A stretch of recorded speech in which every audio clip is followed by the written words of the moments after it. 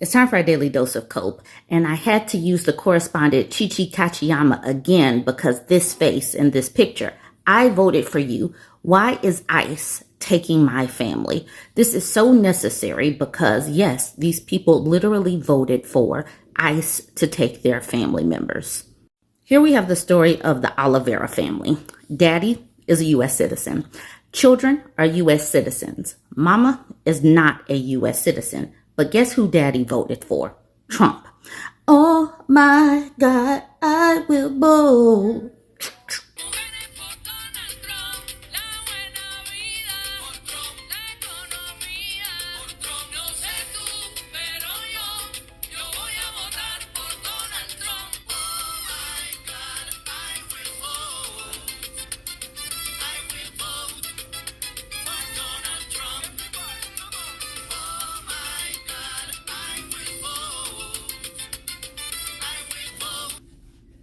Here's the headline. I am so desperate. Canadian arrested by ICE at green card interview for being in the United States illegally. Husband of detained mother regrets voting for Donald Trump. Cynthia Oliveira wore black dress pants, flats, and a blouse, arriving early to her June 13th green card interview in Chatsworth, California. This is my country. That's where I met my husband. That's where I went to high school, junior high, elementary. That's where I had my kids. Oliveira, 45, said in a tearful video interview with Team 10 from an immigration detention center in El Paso, Texas. So she was interviewing for, her citizenship in Chatsworth, California, but they sent her to Texas. Oliveira had waited years for the moment she could appear before an immigration officer and finalize her green card application. She said that after getting inside the Chatsworth immigration office, a security guard randomly asked her if she was Cynthia. And I said, yeah, and he said, okay, and then that was it, she said. Soon after, she went into an interview room and answered questions from an immigration officer while her husband, Francisco Oliveira, a U.S. citizen, waited outside. And then after I gave my declaration, my statement, the ICE agents came in. The interviewer never came back. She said she got up and was placed in handcuffs. Cynthia, who was born in Canada, said her parents brought her to the United States from Toronto when she was just 10 years old. In 1999, immigration officers at the Buffalo border crossing issued an expedited removal order against the Canadian after discovering she had been living in the country illegally. The mother of three says she entered the United States from Mexico by driving through the San Diego border a few months later. They didn't ask for my citizenship. They didn't do nothing. They just waved me in. For the next 25 years, she says she tried to live the American dream by working in LA, paying taxes and providing for her family. Last year, she got a work permit under the Biden administration, which let her work legally in the country. So the Biden administration let her work legally. Now this part, Francisco, the United States citizen, said he voted for Trump last year. Now he's saying, I want my vote back. Both he and his wife supported Trump's campaign promise to launch the largest deportation program for criminals in the United States history.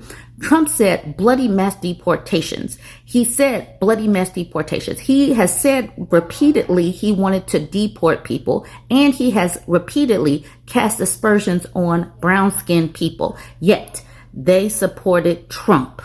Even though his wife was in the country illegally, Francisco didn't believe she would be targeted. We feel totally blindsided, betrayed.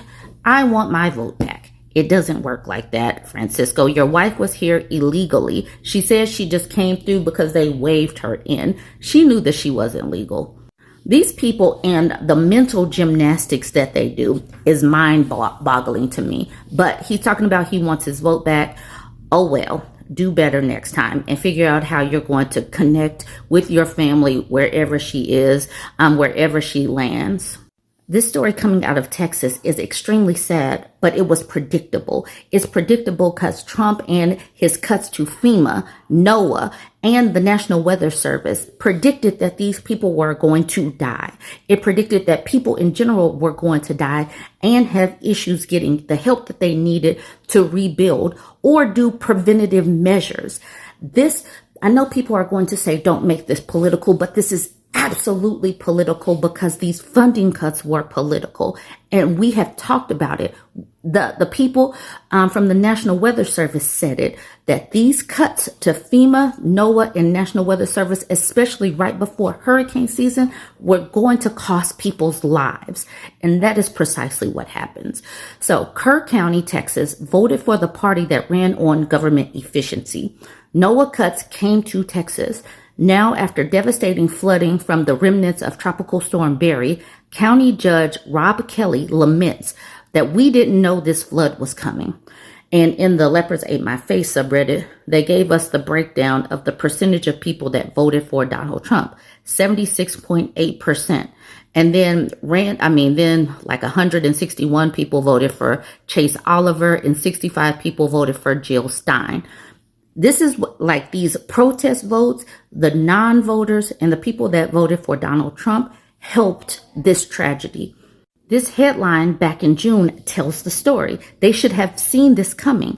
Staff vacancies hit Texas weather offices as they brace for a busy hurricane season.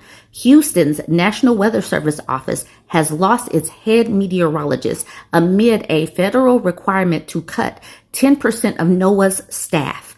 They did this to themselves. Trump's administration did this to themselves.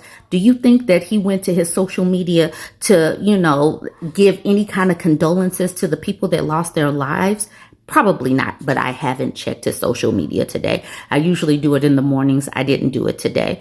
But still, like when all of those storms swept across Kentucky and all of these other red states, he didn't offer any condolences, and he's not going to do it again, despite the fact that his policies are causing people to lose their lives.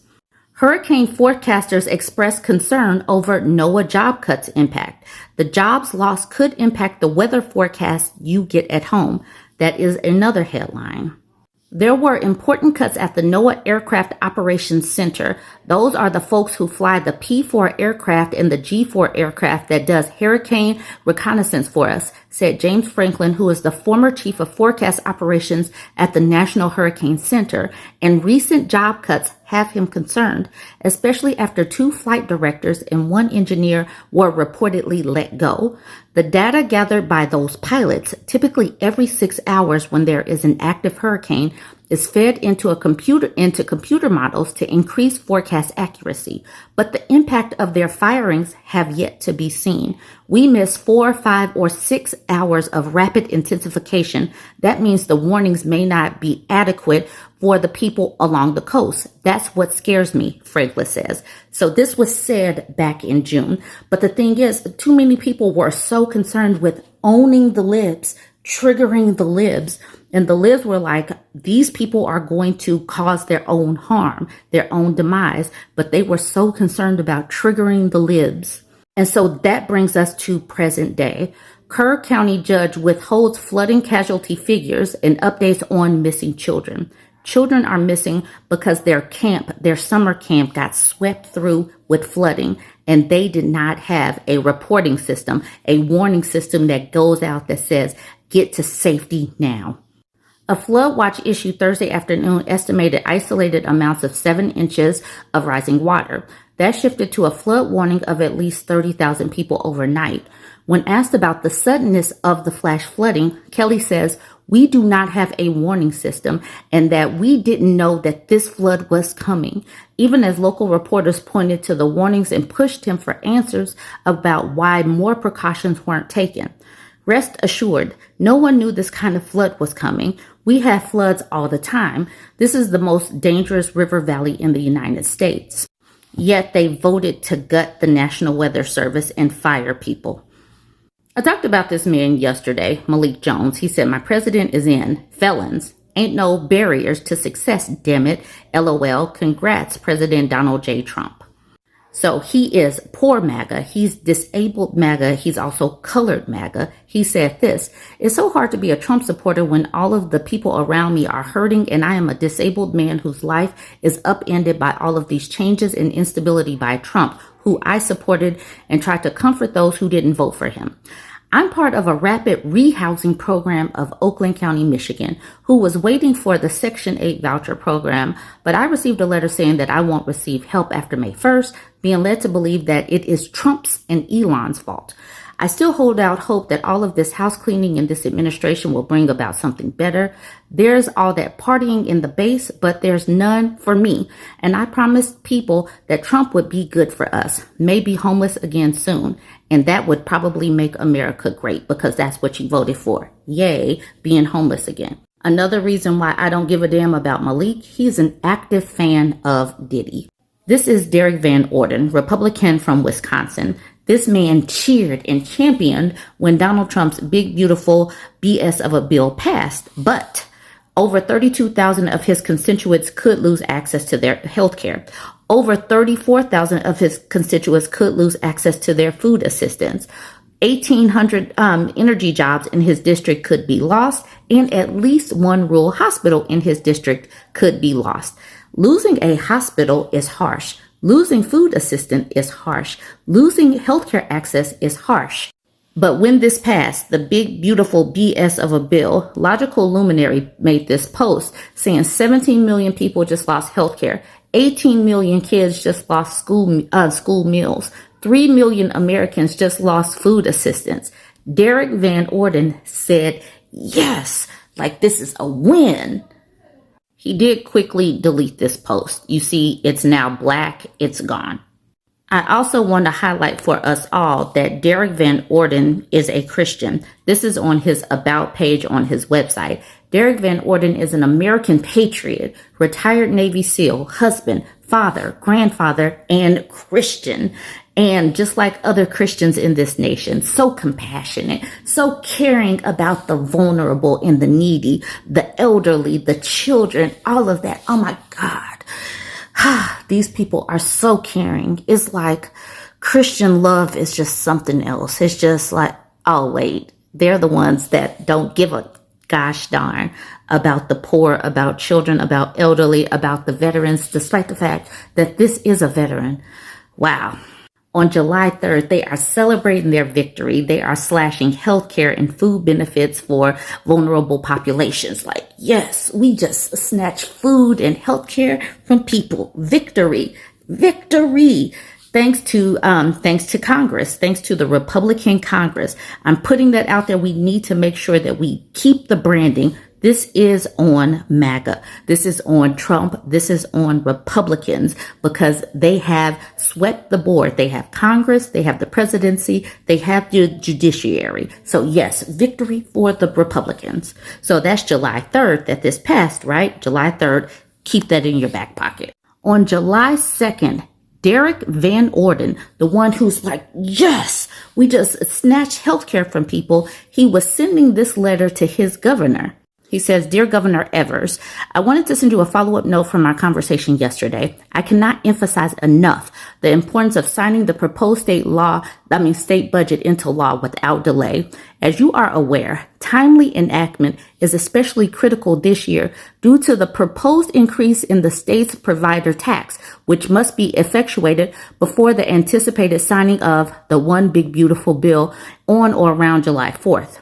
This is a once-in-a-lifetime opportunity, and I implore you to put politics aside and our neighbors first. The One Big Beautiful Bill will have a profoundly beneficial impact on Wisconsinites from all socioeconomic backgrounds by ensuring that Badger Care, in its current form and scope, remains solvent into the future and bolstering our rural healthcare systems. Wisconsin will immediately receive a $500 million plus up for rural healthcare infrastructure and an additional $1 billion annually for healthcare in our great state.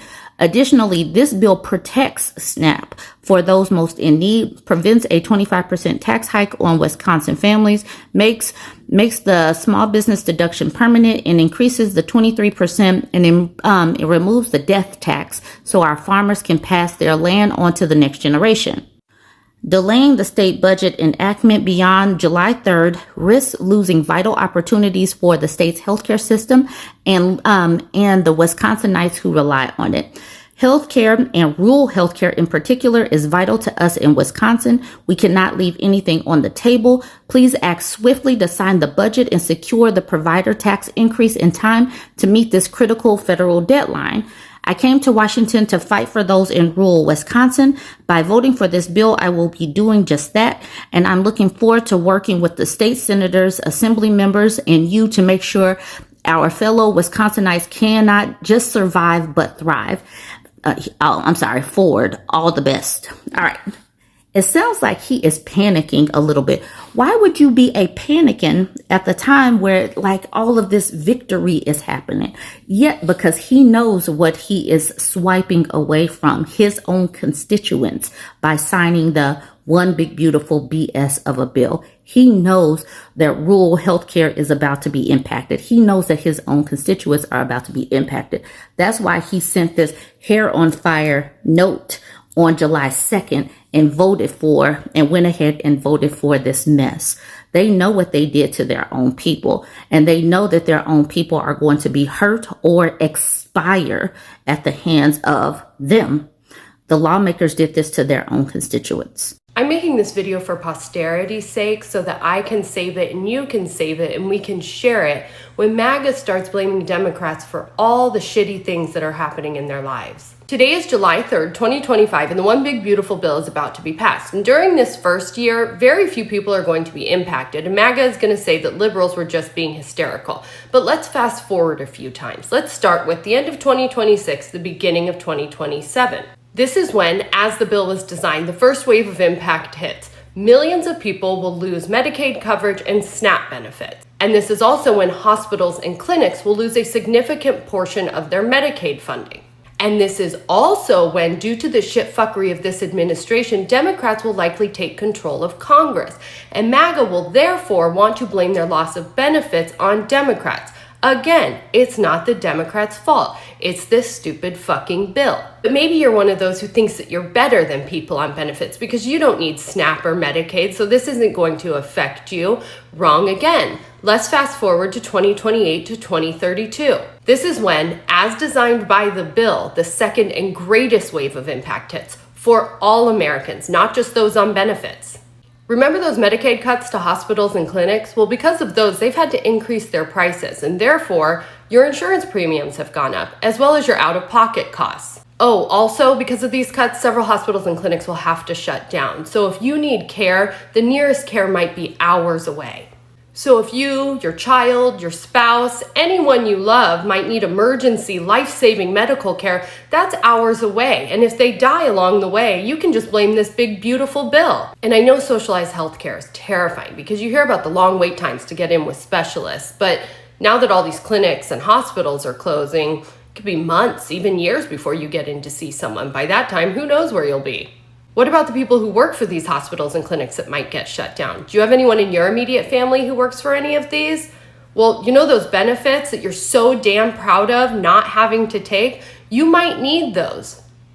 But at the same time, you'll probably get denied for those because of this, again, big, beautiful bill. But don't worry, we're talking 2028 to 2032. So for those of you who make money on tips or by working overtime, you don't have to pay taxes on that, so you'll have more money in your pocket, right? Oh shit, that expires in 2028 as well. And assuming we'll have elections in 2028, hopefully a Democratic president is elected. And remember, MAGA, as you are struggling and you are suffering and people around you that you love are dying, you cannot blame the Democrats. You can only blame this big, beautiful bill, a total fucking abomination for our country.